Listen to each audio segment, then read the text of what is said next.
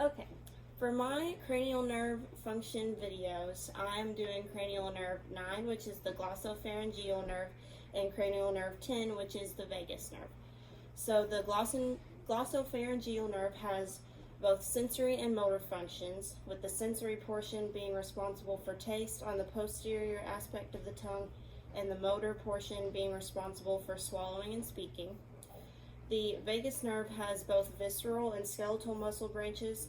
The visceral branches carry parasympathetic info to and from the heart, pulmonary system, esophagus, and GI tract.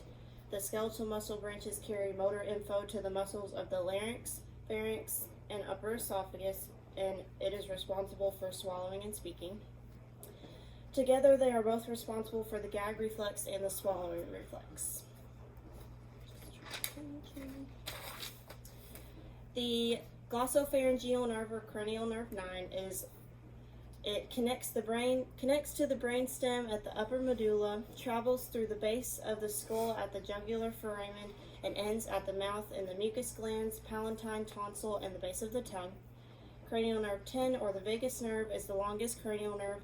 It originates from the medulla of the brain stem and exits through the jugular foramen, then goes through the carotid sheath between the internal carotid artery and the internal jugular vein, and down through the neck, the chest, and the abdomen.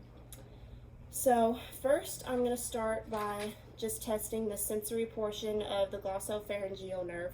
So how I'm going to do this is I'm going to place the patient in a seated position as she is, and I'm going to have her close her eyes. Now I'm going to place a bitter solution on the posterior aspect of her tongue. I'm not going to actually do this, but what I would do is I would take my cotton swab here and dip it in our bitter solution and place it on the posterior aspect of her tongue, either on the uninvolved side or the involved side. We would do the uninvolved side first and then do the involved side. So I would place that on her tongue, then I would ask her if she can taste it. If she says she can, I'm going to ask her what she thinks the solution is. If she has difficulty trying to find the word of what it is, I'll give her 3 answer options and she can choose from one of those.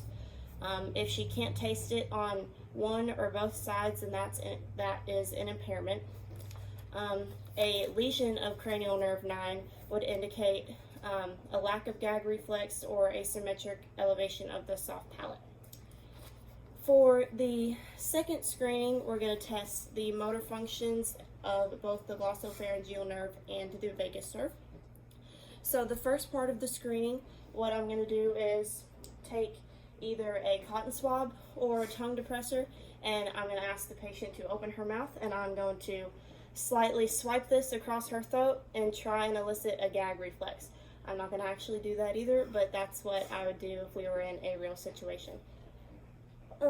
Second, I'm going to try and observe her ability to swallow different consistencies of food.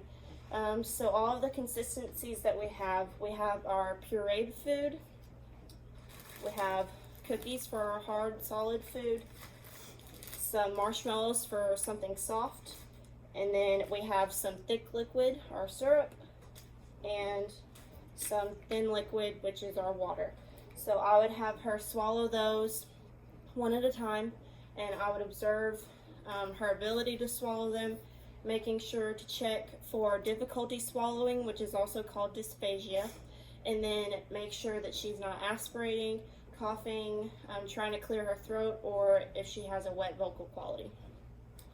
So the next thing that I would do is check her ability to speak. So after she had swallowed all of those foods, I would then say, ma'am, would you please say a sentence. I'm going to be like, ma'am, will you say, my name is so-and-so, just so I can check and see how you're talking. My name is Brittany. And if she had any hoarseness, if she was slurring her words, so a difficulty like slurring words or anything would be dysarrhythmia. And then if her voice was hoarse or she was having a change in vocal volume, that would be called dysphonia. And then I would also check her ability to breathe. So if she has food stuck in the pockets of her larynx, she would have problems breathing. So that's also called dyspnea. But I would check for that at the end of that screening. And then a lesion to cranial nerve 10 would indicate that she is having asymmetric elevation of the soft palate, and the uvula would be deviating toward her unaffected side. So after I had done all those tests, if I found any impairments in either of the nerves on either side, I would refer her to a neurologist just to get some further testing done. And she might end up having a nerve conduction study done just to further evaluate what is wrong with those nerves. But yeah, that is all I have for my cranial nerve assessment.